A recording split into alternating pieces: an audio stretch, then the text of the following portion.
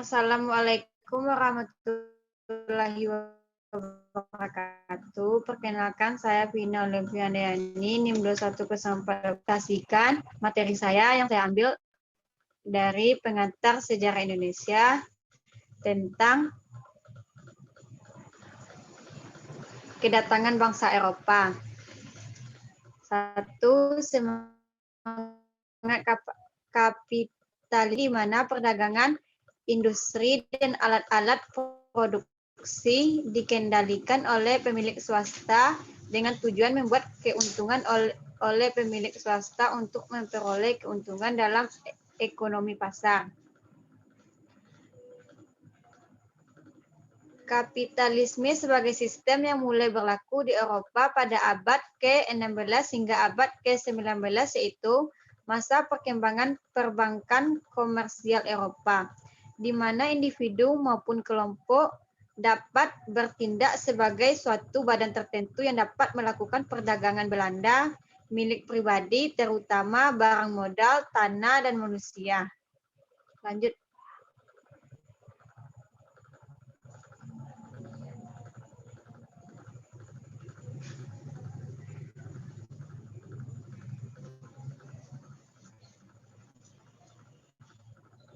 Yang kedua, VOC dan monopoli perdagangan. Terbentuknya Verenigde Ostindische Kooperagen VOC mengingat begitu banyaknya kesulitan yang dihadapi perdagangan Belanda. Maka atas usul dari John van Alphen Bernaville dibentuklah sebuah kongsi dagang yang disebut Verenigde.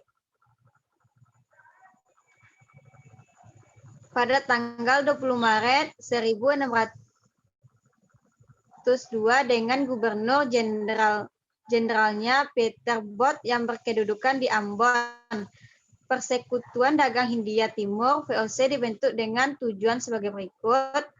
1. Menghilangkan persaingan di antara sesama perdagangan Belanda. 2. Agar mampu bersaing dengan perdagangan asing lainnya.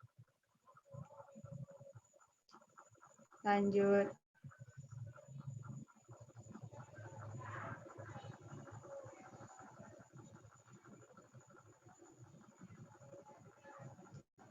Kebijakan monopoli perdagangan dilakukan oleh Belanda melalui persekutuan dengan VOC. VOC datang ke Nusantara untuk mengambil kekayaan rempah-rempah serta melakukan monopoli perdagangan.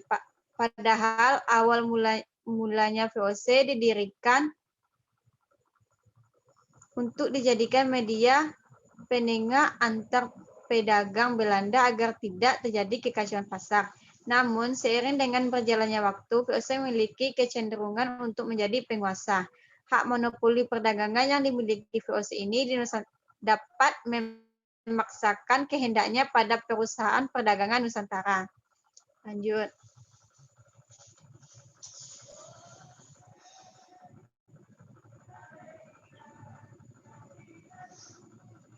Tiga, hegemoni VOC di Nusantara Maluku, Priangerstel dan Vorstenlanden.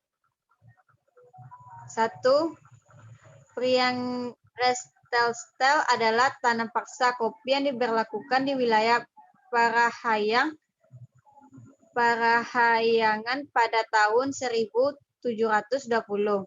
Rakyat diwajibkan menanam kopi dan menyetorkan hasilnya ke VOC. Hal ini sangat menguntungkan bagi Belanda dan membuat VOC menjadi produsen kopi terpenting di dunia. 2. Daerah Vorsterlanden secara harafiah berarti wilayah-wilayah kerajaan. Sebutan ini dipakai untuk menyebut wilayah Yogyakarta dan Surakarta. Pada penerapan pajak tanah disesuaikan dengan kondisi ekonomi dan politik setempat untuk membuatnya bisa berjalan dengan efektif dan efisien.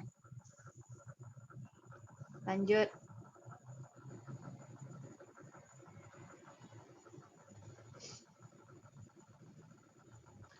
4. Reaksi Indonesia.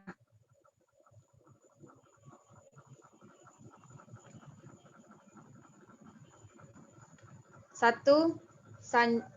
Spanyol. Pada awalnya masyarakat menerima kedatangan bangsa Spanyol dengan baik, tetapi karena Spanyol bersikap semena-mena, masyarakat merasa tertindas dan merasa tidak bebas, sehingga muncullah perlawanan-perlawanan terhadap Spanyol seperti perlawanan rakyat Minahasa. 2. Portugis.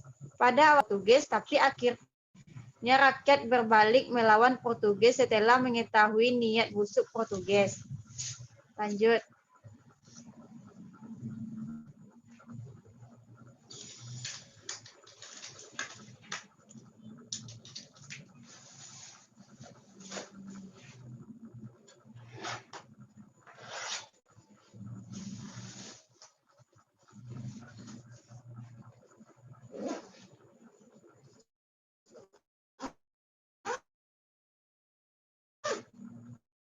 Tiga, Belanda. Pada kedatangan Banten tidak menyerah, percobaan kedua rombongan ekspedisi Belanda ini berhasil tiba di pelabuhan Banten. Yang keempat, Inggris. Reaksi masyarakat diterima dengan baik karena pemerintahan Inggris mampu mengusir Belanda dari tanah Indonesia. Lanjut.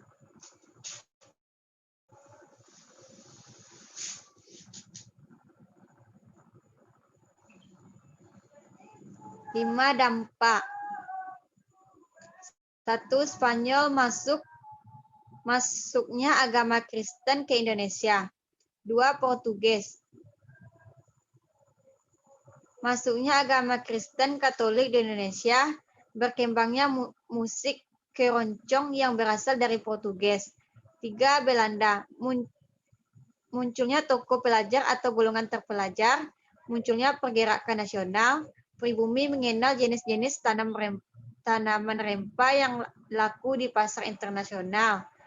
Yang keempat, Inggris. Indonesia, Pulau Jawa dibagi menjadi 16 karesidenan.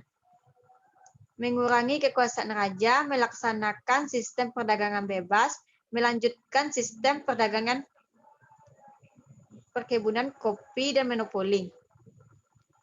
Baiklah, inilah hasil presentasi saya. Kalau ada kata-kata saya yang salah, tolong dimaafkan. Saya tutupi dengan membaca wabillahi taufiq wal hidayah. Wassalamualaikum warahmatullahi wabarakatuh.